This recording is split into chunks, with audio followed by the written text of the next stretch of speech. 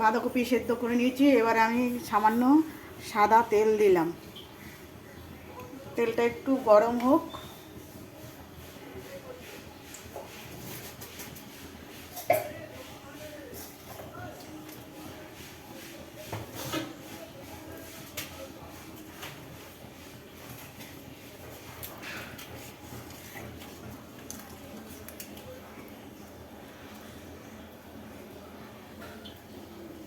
দুটো তেজপাতা দিলাম, সামান্য জিরে দিলাম। এটা একটু ভাজা ভাজা হয়ে যাক, একটু ভাজা ভাজা হয়ে যাক। তারপরে বাঁধাকপিটা দিয়ে দেবো, ভাপানো বাঁধাকপি। এটা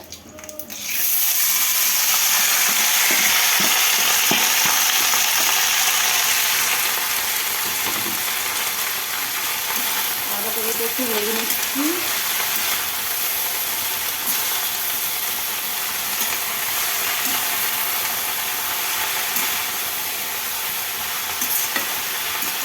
আজকে নিরামিষ, আলু দিয়ে বাঁধাকপি রান্না করব।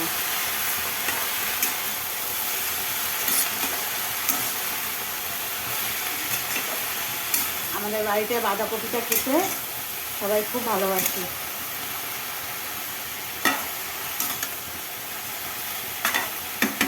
বাঁধাকপিটা একটু নাড়াচাড়া করে নিয়ে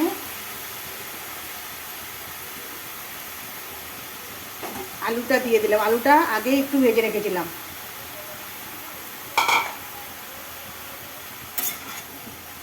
আলু আর বাঁধাকপিটা দুটো একসাথে একটু কষিয়ে নিচ্ছি।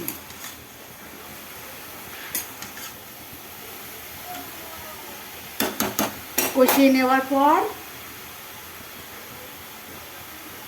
একটু আদা বাটা দিয়ে দিলাম, সামান্য আদা বাটা। তারপরে একটু জিরে গুঁড়ো,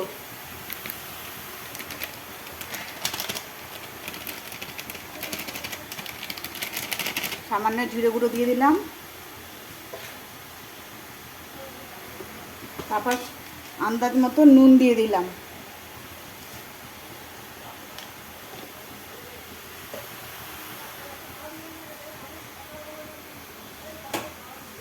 তার সাথে দুটো টমাটো দিয়ে দিলাম। এগুলো একটু ভালো করে মিশিয়ে নিচ্ছি।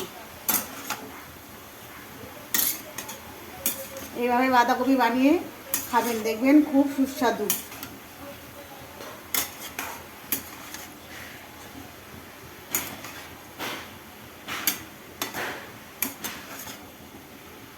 এখন বাঁধাকপিটা একটু গন্ধ গন্ধ হয়ে গেছে, তাই একটু ভাপিয়ে নিয়েছি। আপনারা একটু পারলে ভাপিয়ে নেবেন, তাহলে আর গন্ধটা ছাড়বে না। তারপরে হলুদ দিয়ে দিলাম 2 চামচ।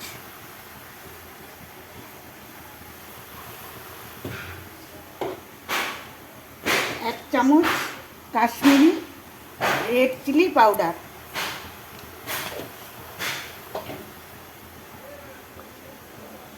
আর আপনাদের আন্দাজ মতন কাঁচা লঙ্কা দেবেন, কে কতটা ঝাল খান বুঝে দেবেন।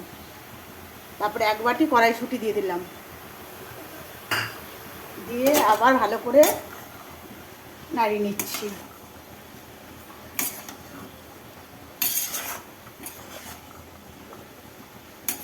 এই বাঁধাকপিটা ভাত দিয়ে, রুটি দিয়ে, পরোটা দিয়ে খেতে খুব ভালো লাগে।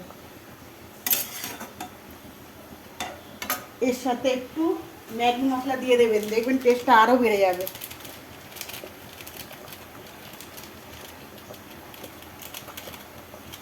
ম্যাগি মশলা দিলে না এর স্বাদটা দুগুণ বেড়ে যায়। তারপরে এটাকে ভালো করে নাড়াচাড়া করে 5 মিনিটের জন্য নাড়াচাড়া করে, এটা এমনিতে আগে ভাপিয়ে রেখেছি। তারপরে সামান্য একটু জল দিয়ে ঢাকা দিয়ে দেবো।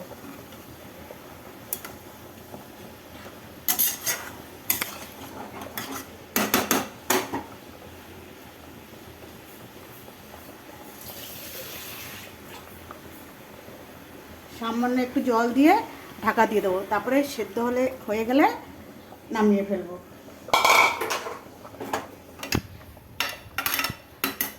5 মিনিটের জন্য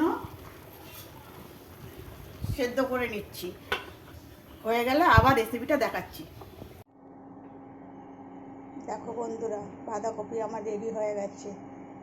না হওয়ার আগে একটু ঘি আর একটু গরম মশলা দিয়ে দিয়েছিলাম। তোমরা এইভাবে একটু বানিয়ে খেয়ে দেখো কেমন হয়েছে। আমার তো খুব ভালো লাগে।